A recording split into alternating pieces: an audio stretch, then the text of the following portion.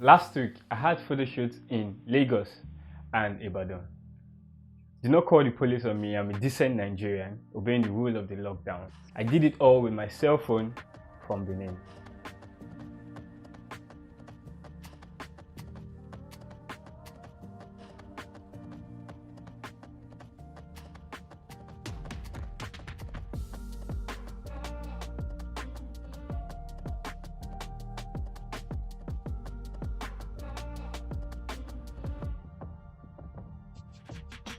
A friend of mine hit me up regarding a job we're supposed to have this period, but it wasn't going to be possible because of the pandemic. I mean, Benin, she's in Lagos, but she suggested FaceTime. I didn't turn down this idea because I felt I've seen Jeremy Cole do this, and then his execution was nice, so it inspired me to do my research. And then I noticed that doing this shoot was not exactly difficult. It just requires some minor details and technical stuff. All that will be in the description below.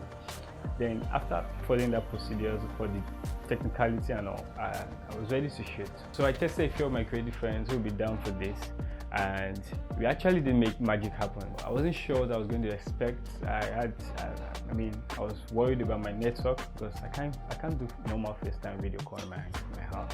The network is terrible.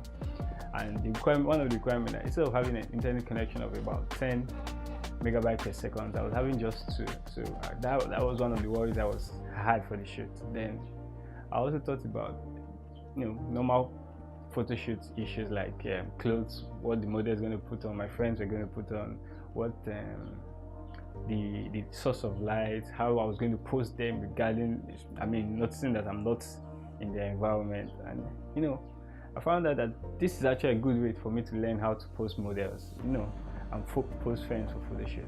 Organizing this kind of photo shoot requires a lot of patience, and it was very exciting watching us go through all this rigor back and forth, but it was fun. On the day of the shoot, in my friend's place, I say my friend's place like I'm there.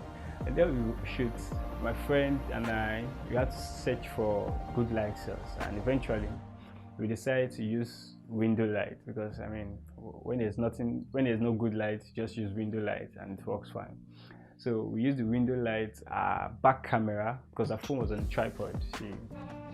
We placed it in front of the window, and then she was, there was a window, there was the camera, the back camera. She couldn't even see me, so the back camera was what she was looking at and then taking poses, and I was taking the pictures from my end. And the pictures are recorded as a live video on my phone. They send to the cloud and live video up to my phone, and then you record at just 3 seconds. But I eventually select a particular frame in the 3 seconds and use that as my key image for editing. All these questions, I tend to okay, what's the role of a photographer? What am I doing since I'm not there? But I saw it different because I took it as a way to learn how to pose. I took it as a way to make people happy, because by the end of the shoot, my friend told me that she was glad that we did this. Thank you for making me dress up and make up for this event. We should do this next time.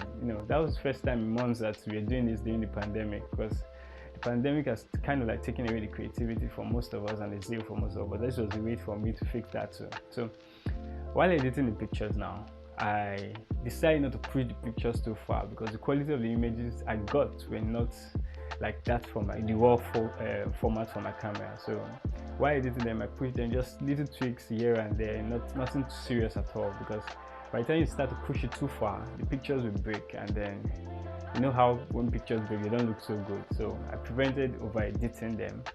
And then while setting up, that was another thing I forgot. I had to look for where I had good network in my house. Trust me, I was shooting some pictures outside. That was come on, man, that was stressful. But I was shooting some pictures outside because I didn't trust my house, the network in my house. So I had to go outside, stand up, weird positions because of network. But that happened. So when you're editing pictures now, don't push them, prevent over editing, please. Okay. That's going to save you a whole lot, and then kind of maintain the quality of the pictures you take, and then try to prevent using the selfie camera. Don't use the selfie camera when you're taking the pictures, because the back camera of any phone, of any iPhone, is way stronger than selfie camera, the front camera. So you use the back camera. That's why the model was unable to see me while we were posing, but she was just, I was directing her on my own, telling her what to do, where to look, and then where to position in front of the camera. So that's another thing. Try to use the back camera. The camera is going to give you enough quality, and then prevent any form of, try to give you enough quality for it to work with.